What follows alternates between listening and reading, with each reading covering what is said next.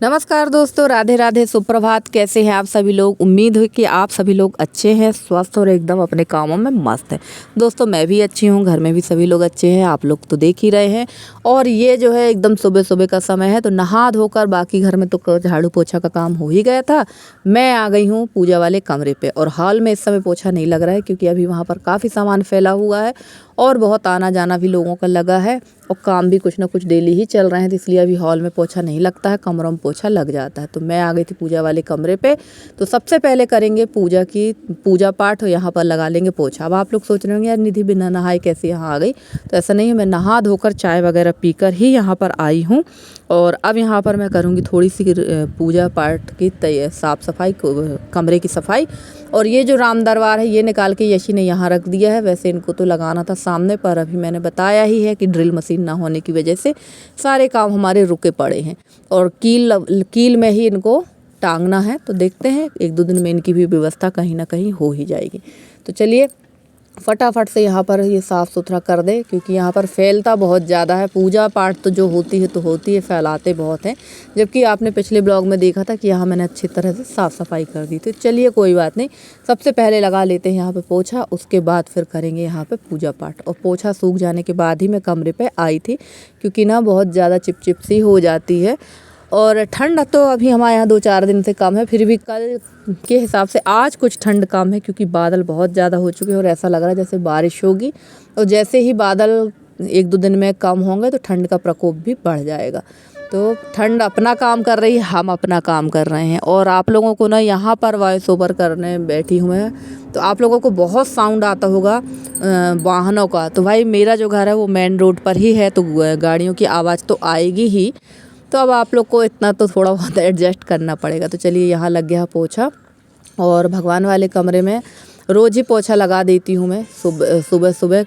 जिस दिन मैंने यहाँ सफाई की थी उस दिन मैंने शाम को लगाया था, और आज सुबह सुबह ही यहाँ आ गई थी पोछा लगाने के लिए। और मैंने ये चीज़ें सोच के ही रखी थी कि जब मैं नए घर में शिफ्ट होंगी ना, तो सबसे पहले नहा धोकर जो काम है, झाड़ू पोछा का काम करने के बाद नहाना धोना और पूजा का काम शुरू करना है। क्योंकि अब जो इच्छाएँ थी वो लगभग हमारी पूरी हो चुकी हैं, और अब थोड़ा बहुत जो अपना ध्यान है वो पूजा पाठ पे ही लगाना है, क्योंकि आज उन्हीं की वजह से आज हम यहाँ तक हैं। तो चलिए पूजा पाठ मेरी हो गई थी, उसका मैंने कोई भी ब्लॉग नहीं बनाया है। अंदर की पूजा की, बाहर शिव जी की पूजा की, और कपड़े रखे हुए थे ढेर भर के। आप यकीन नहीं मानेंगे, जो ये आप लोग को ब्लैक टब दिख रहा है ना, इसके भर के और बल्कि इससे ज़्यादा कपड़े रखे हुए थे। और पानी थोड़ा सा कम है, क्योंकि ना सुबह मेरी लेट नींद खुली और नल आके चले गए थे। यहाँ बहुत जल्दी नल आते हैं 6-6:30 बजे, और नई जगह है तो थोड़ी नींद की प्रॉब्लम तो होती ही है। तो नल आके चले गए थे। मैं सामने वाले अपने चाचा जी के यहाँ से पानी लेकर आई थी, तो मैंने मशीन तो लगा ही दी, क्योंकि कपड़े पहनने के लिए नहीं थे। कहाँ तक रोज़ रोज़ नए कपड़े निकाल के पहनते रहेंगे। तो और यही वजह है कि आज मैंने जो मैक्सी पहनी है वो भी पुरानी ही पहन ली है, जबकि इसको मैं पहनती नहीं हूँ। फिर भी अब कहते हैं ना कि ज़रूरत पड़ने में जिस चीज़ को हम रिजेक्ट समझते हैं वो भी काम पे आ जाती। तो चलिए ड्रायर में लगा देते हैं कपड़े, और अभी एक शिफ्ट के कपड़े और हैं तो उनको भी मैं लगा दूंगी। बहुत सारे कपड़े थे धोने के लिए, तो सारे कपड़े धुल लिए हैं मैंने। और अभी इसके अलावा भी और भी कपड़े हैं, तो एक एक दिन के अंतर पे ही कपड़े धुले जाएंगे, जब पानी पूरा भर जाएगा तब। और यहाँ पर ना मेरे पास नल का एक ही कनेक्शन है, 2 कनेक्शन नहीं है। और हमारी अनन्या बहन ने पूछा था कि आपने यहाँ पर बोर करवाया है कि नहीं, तो नहीं, हमने यहाँ पर बोर नहीं करवाया है। तो चलिए यहाँ बन गया है दलिया नाश्ता के लिए। इतना काम करते करते तो भूख लग ही आई थी, 9 बज गए थे, तो मैंने नाश्ता के लिए बना लिया है दलिया। तो सबसे पहले खाएंगे दलिया, ठंडा हो जाएगा, और फिर करेंगे बाकी के काम। क्योंकि अब सुबह जल्दी उठो, 5:30 पौने 6 पे उठ के ये सारे फटाफट काम निपटा के नाश्ता का भी अपना रूटीन डालना है।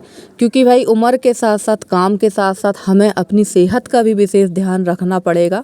क्योंकि सेहत अगर आपकी सही है तो सब कुछ सही है, और सेहत सही नहीं है तो फिर कुछ भी सही नहीं है। तो चलिए यहाँ मैंने मीठा वाला दलिया बनाया है, और नेक्स्ट डे मैं यहाँ पर नमक वाला दलिया बना लूँगी नाश्ता के लिए। तो ये चीज़ें पौष्टिक होती हैं।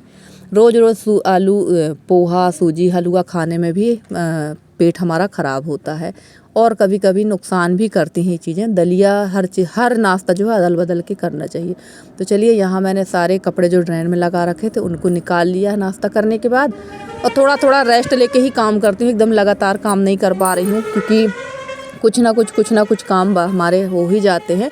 तो चलिए इसके बाद आ गई थी छत पे, तो सारे कपड़े मैं यहाँ फैलाऊंगी और उसके बाद थोड़ी देर लूँगी धूप और चलूँगी नीचे की तरफ, फिर बनाएंगे खाना पीना। तो कल का जो दिन था वो ऐसा निकल गया कि पता ही नहीं चला कि कब सुबह से शाम हो गई, क्योंकि काम हमारे कोई ना कोई आ ही जाता है और काम हमारे इतने हो जाते हैं जिसकी कोई सीमा नहीं। और 3 बजे करीब मैं चली गई थी अपने पुराने वाले घर पे। तो वहाँ भी मैंने बताया ही अपने ब्लॉग में कि वहाँ पर भी जो लकड़ी वगैरह कंडे वगैरह सब अस्त व्यस्त वैसे ही बाहर के पड़े हुए थे, उनको सबको मैं उठाकर अंदर रख के आई हूँ।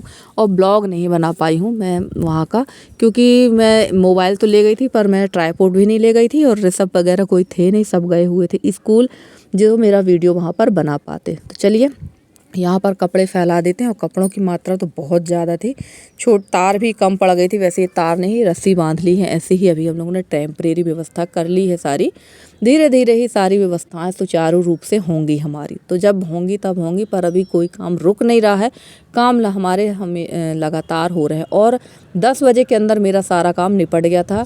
घर का झाड़ू पोछा, पूजा पाठ, नाश्ता और कपड़े का काम, बस रह गया खाने का काम। खाने का काम ऐसा है कि ठंड के दिनों में ना खाना एकदम गर्मा गर्म ही अच्छा लगता है, ठंडा खाना बिल्कुल भी अच्छा नहीं लगता है। और मेरे हस्बैंड को तो बिल्कुल भी पसंद नहीं है ठंडा खाना, उनको भी खाना एकदम गर्म चाहिए। तो चलिए यहाँ पे मैंने डाल दी है साड़ी ऐसे फैला के, ताकि सूख जाए, क्योंकि ना मेरी 3-4 दिन की साड़ियाँ रखी हुई थी और काम के चलते ना ये काम मेरा हो ही नहीं पा रहा है। और अभी कल के लिए भी ढेर सारे कपड़े रखे, तो वो भी मैं सारे कपड़े कल धुलूँगी, क्योंकि हमारे यहाँ अल्टरनेट नल आते हैं।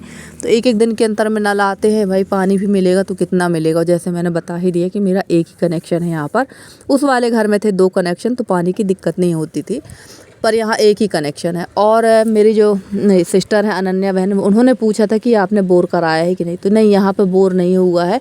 और यहाँ बोर इतनी आसानी से होता भी नहीं है, क्योंकि जहाँ पर मेरा घर बना है ना, यहाँ पर तो 1 फीट गड्ढा भी बड़ी मुश्किल से हो पाता है। इतनी पथरीली ज़मीन है, ये बहुत ज़्यादा पथरीली ज़मीन है जहाँ मेरा घर है। तो रोड के उस साइड वाली जो ज़मीन है वो मिट्टी वाली है, और रोड के जहाँ हमारा घर बना इस तरफ की जो ज़मीन है एकदम पथरीली है। तो यहाँ पर बोर कराने में लगभग 100 फीट से नीचे ही पानी निकलेगा, और मैं ये भी नहीं कह सकती कि 100 फीट में पानी निकलेगा भी। तो चलिए यहाँ बना लेंगे आलू सेम की सब्ज़ी। तो आलू सेमी की सब्ज़ी बनेगी और बनाएंगे अमरूद की चटनी। तो ये ब्लॉग है कल का जो मैं आप लोग के साथ आज शेयर कर रही हूँ, और आपको दोनों ब्लॉग में ही चटनी देखने को मिल रही है। और चटनी का शौक़ मेरे यहाँ सबको है, और हम लोग चटनी हमेशा ही खाते हैं। कुछ नहीं है तो हरी धनिया हरी मिर्ची की चटनी बना लेंगे, आंवला की चटनी, बिही की चटनी, टमाटर की चटनी, ये चटनियाँ तो खाते ही है ठंड में, क्योंकि बगैर चटनी के तो खाने का टेस्ट ही नहीं है, और चटनी मिल जाए तो खाने का टेस्ट दुगना हो जाता है। तो चलिए यहाँ पे फटाफट बना रही थी सब्ज़ी। और दाल जो है, कुकर जो है काफ़ी ज़्यादा हमारा कर रहा था, उफना रहा था। और मेरी एक दीदी हैं, उन्होंने बताया था कि इसमें चम्मच डाल दिया करो तो ये उफनाएगा नहीं। वैसे मैंने 2-3 बार इस ट्रिक को ट्राई किया है, तो सच कहे उसमें से ना उफनाता बिल्कुल भी नहीं था। मैं भूल गई कि मुझे चम्मच डालना। जैसे ही ये ऊपर आया इसका प्रेशर, तब मुझे ध्यान आया कि यार मुझे इसमें कहना चाहिए चम्मच डाल देना था, पर अगली बार से मैं इसका विशेष ध्यान रखूँगी। तो चलिए सब्जी वहाँ हमारी पक रही है, अब मैं बना लेती हूँ यहाँ अमरूद की चटनी। और ये अमरूद मैं अपने घर से ही लेकर आई थी, पुराने वाले घर से, और काफ़ी छोटी हो गई है ये अमरूद। पहले काफ़ी बड़ी बड़ी थी, अब बिल्कुल छोटा साइज हो गया है ना, और बीज की मात्रा बहुत थी। तो जो एक्स्ट्रा बीज रहते हैं ना, उनको मैं निकाल देती हूँ हमेशा, उनको मैं यूज़ नहीं करती हूँ। और वैसे अगर अमरूद को भूंज कर अगर आप चटनी बनाते हैं ना, तो वो ज़्यादा फ़ायदेमंद है। तो अभी तो फ़िलहाल मैंने कच्ची ही ऐसी बना ली है। और इसमें रखे हुए थे मूली के पत्ते, तो ये सब अब दे देंगे हमारी गाय को। और फ्रेंड्स, आप लोगों को मेरा वीडियो कैसा लगता है ज़रूर बताइएगा कमेंट करके। अगर वीडियो पसंद आए तो प्लीज़ वीडियो को लाइक करिएगा, चैनल पे नए हो तो चैनल को सब्सक्राइब करके अपना प्यारा सा सहयोग और स्नेह बनाए रखें। मैं पूरी कोशिश करूँगी कि आप लोगों के लिए बहुत अच्छे से अच्छे वीडियो लेकर आती रहूँ। और मेरे जितने नए सब्सक्राइबर हैं, पुराने सब्सक्राइबर हैं, जितने भी मेरे व्यूवर्स, मैं सबका तहे दिल से धन्यवाद कहना चाहती हूँ कि आप लोग मुझे इतना सहयोग करते हैं, इतना स्नेह देते हैं, जिसके लिए मैं आपकी बहुत आभारी हूँ।